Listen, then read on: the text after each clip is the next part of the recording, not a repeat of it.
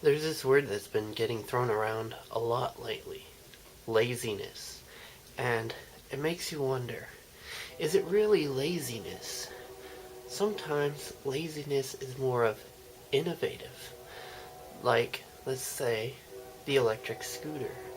Now, did that really start out as a lazy item? Sure, nowadays, it has got to be like the most lazy thing in the world.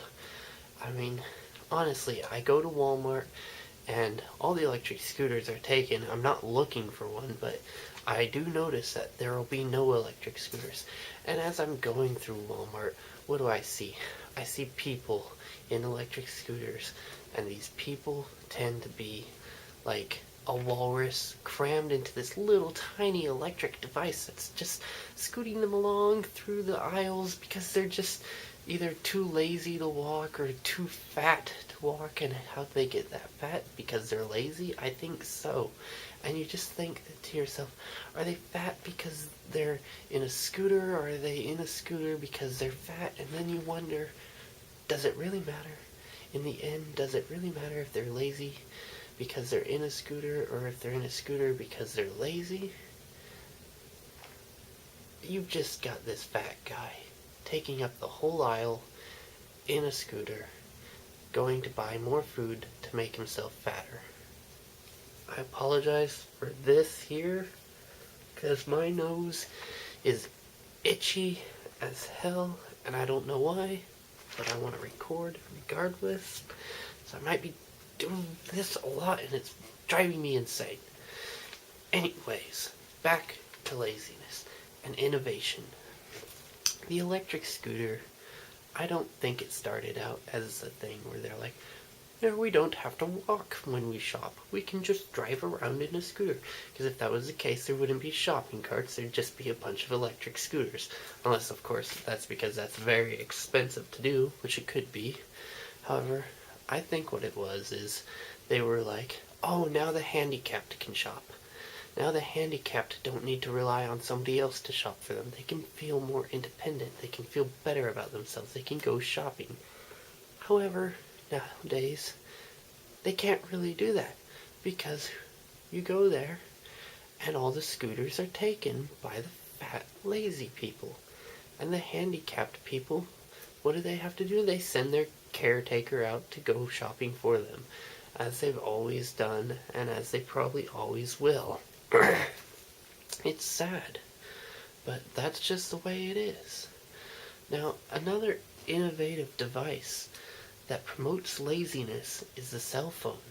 It was designed because you could contact anybody, anywhere, whenever you wanted, so long as you had a signal, which sometimes you don't. It used to be you never had a signal and they were pretty useless, but now you've got signals almost everywhere, and you can just call anybody. And they've turned into such a lazy thing. You can now use your cell phone to text message people. And text messages, as we all know, are extremely lazy. Because, well, not because it's your words in text, which you could have just called them and asked them a question. I mean, sometimes it makes more sense to make a text message because you have text can be cheaper than a long phone call to your grandmother who's going to want to talk to you for 2 hours and waste all your minutes. You could just send her a text if she knows how to text, and then she'll send you one back, and she can send you as many as she wants, and you won't be charged for it, she will. And that is just wonderful. However, text messages have designed a brand new language that is just full of laziness. It's an abbreviation of everything you already know. So you'll get messages that say like TTYL, talk to you later, BBRB or something like that. I don't know where the extra B came from. Be right back, and that's what I meant. LOL, laugh out loud, and whatnot. And it's just very lazy. And another thing that is probably the reason why people text all the time now is because of the unlimited text message plan. And usually if you have an unlimited text message plan, you have an unlimited minutes plan, in which case, why don't you just call them and talk to them? It's usually easier. You get an answer right away, unless, of course, they're not answering their phone and you want to leave a message for them. And, I don't know, you don't trust voicemail or something. Send them a text message. Well, anyways, texting is extremely lazy, and I hate it because not only is it lazy, but there are text homonyms, as I am calling them, because they are spelt the same way but mean two completely different things. Like BF. Sometimes it means best friend, sometimes it means boyfriend. And I can get a text message from my best friend, who I don't call a BF because I don't do this abbreviated text message language. And let's say he texts me back, he's like, yeah, this guy here is my BF, and I gotta question his sexuality now. Does he mean boyfriend? Does he mean best friend? If he does mean boyfriend, he probably also means best friend, because usually your boyfriend's your best friend. But now, is he gay? I don't know. Maybe he's been gay and I never knew. How was I supposed to know? Sometimes gay people seem like completely normal people. In fact, a lot of the times they do.